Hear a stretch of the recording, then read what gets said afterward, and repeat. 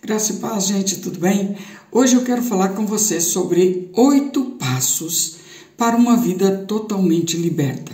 E não é para quem não é crente, mas sim para você que é cristão. Então fique conosco nesse tempo, em nome de Jesus.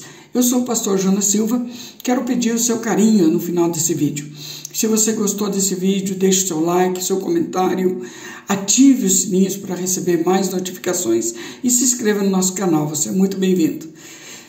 Hoje eu quero falar com você sobre como ser totalmente liberto. Esse é um tema um pouco controverso no meio cristão, porque as pessoas acreditam, e eu também acreditava assim, porque nós fomos ensinados. Mas ao longo de 21 anos trabalhando com aconselhamento de libertação, nós descobrimos que não.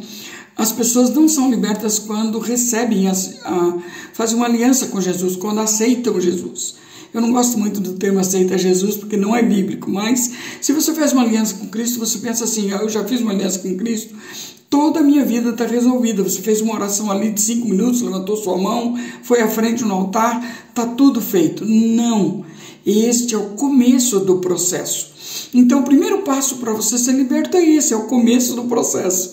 É quando você se aliançou com Jesus, mas não é o final do processo. Então, o segundo passo para uma vida, o primeiro passo é ser aliançado com Jesus. É impossível que uma pessoa que não seja aliançada com Jesus seja 100% liberta. Agora, o segundo passo é buscar uma vida de santidade, buscar uma vida de temor de Deus nos seus negócios, falar a verdade, deixar o pecado, renunciar o pecado na sua vida.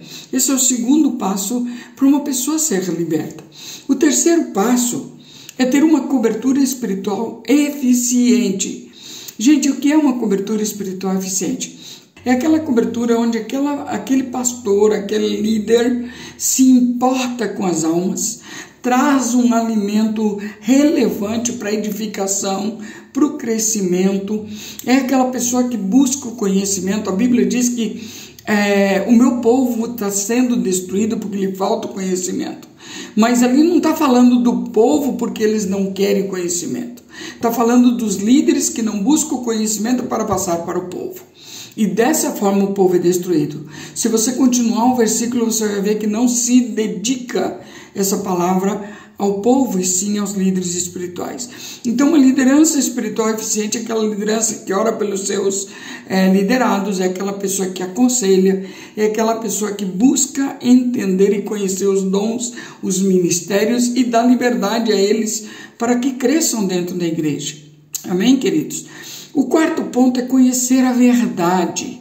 João 8,32 fala, e conhecereis a verdade, e a verdade vos libertará. E o que é conhecer a verdade?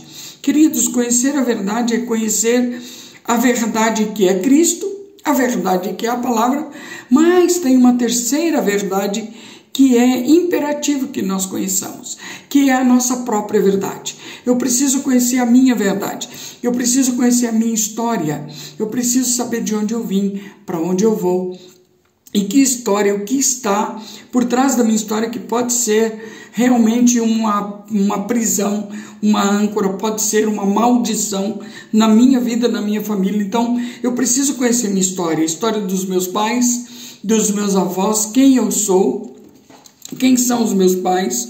Muitas pessoas que nós ministramos nunca conheceram o pai, e às vezes nem o pai nem a mãe foram criados pelos avós, pelos tios.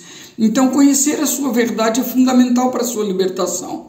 Conhecereis a verdade. Toda a verdade sobre a sua vida ela é importante. E nós temos que conhecê-la. Por quê? Porque é através de conhecer a minha verdade que eu posso levá-la para a cruz. Ok, gente? Então, esse é o quarto ponto. O quinto ponto é nós precisamos entender os pecados geracionais agindo dentro da minha família. A Bíblia fala sobre até a terceira e quarta geração de visitação de maldição. Então é imperativo que eu também conheça a história familiar, eu saiba quais são as implicações das alianças que fizeram no passado os meus antepassados, os meus pais, os meus avós, os meus bisavós e até os meus trisavós. E por que isso é importante? Porque eles vão influenciar a minha vida nas minhas escolhas e crenças. A nossa crença vem de casa, as nossas escolhas vêm passando de geração em geração o que é valor, o que é importante. E o sexto ponto é a paternidade bem resolvida. Esse é o ponto da cura da paternidade, da maternidade, da rejeição. Cura dos relacionamentos. Sem uma cura dos traumas de relacionamento, de rejeições, principalmente o segundo filho, digamos, o casal tem 3 filhos, o filho do meio geralmente ele tem um trauma muito grande, porque quando ele nasceu, a mãe era para ele e o pai era para o irmão mais velho, mas de repente veio o irmão mais novo e rouba sua mãe, e ele então fica buscando o amor do pai, o amor da mãe, e tentando fazer de tudo para agradar todo mundo. E isso é muito importante que a gente estude, né, a nossa paternidade. Por quê? Porque Deus é pai. E quando eu não estou bem resolvido com a minha paternidade terrestre, com o meu pai terreno, eu também não me relaciono bem com o pai eterno. Eu tenho problemas com o eterno. Por quê? Porque ele é pai. E toda vez que eu vou me relacionar com ele como meu papaizinho, eu digo, não, é o pai nosso, mas não é o meu pai. É o pai nosso, mas não é o pai meu. Então é importante que eu tenha a paternidade bem resolvida. Esse é o sexto passo para uma vida liberta. O sétimo passo para uma vida liberta é tratarmos com os traumas, abusos e perdas. O que é? Resolver na cruz de Cristo tudo aquilo que eu nunca resolvi, que eu nunca perdoei. Pessoas que passaram pela minha vida me causaram mal, pessoas que passaram por mim e me feriram e nunca foi resolvido. É importante que eu resolva isso, que eu perdoe, que eu libere as pessoas que eu perdi, né? E às vezes até perdoar a Deus. Eu sei que é estranho falar assim, mas liberar esse perdão ao Eterno porque Ele tirou algo de você, tirou alguém de você, tirou alguém importante de você e isso te feriu. Também nós temos que falar com Cristo sobre isso. O oitavo ponto, que é o último ponto, seria a renúncia, o arrependimento específico da minha caminhada. Eu preciso levar toda a minha caminhada, todos os meus envolvimentos, todos os meus pecados, especificamente um a um, à cruz de Cristo. Eu preciso entender tudo isso para uma coisa muito simples, que é entender o centro da vontade de Deus para a minha vida, cumprir o meu chamado e o meu propósito. Nenhuma pessoa que nasceu nesse mundo, nenhuma pessoa que vive nessa terra, nasceu sem um propósito, nasceu sem um plano. Deus tem um plano e um propósito para você, e você é muito especial para Deus, e Ele quer trabalhar na sua vida. Nós somos chamados por Deus para sermos colocados na porta dos fundos da igreja.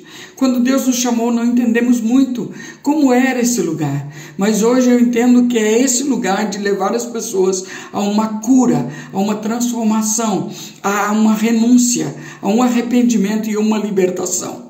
Esse é o caminho para nós entendermos a perfeita e agradável vontade de Deus na minha vida. Eu preciso primeiro resolver a minha vida na cruz de Cristo. Amém, queridos? Então eu quero deixar essa palavra para abençoar o seu coração. E novamente quero pedir o seu carinho com as nossas redes sociais, aqui no YouTube, no Instagram. E se você tiver interesse em saber mais, nós temos cursos que vão abençoar a sua vida nesta área. Em nome de Jesus. Amém.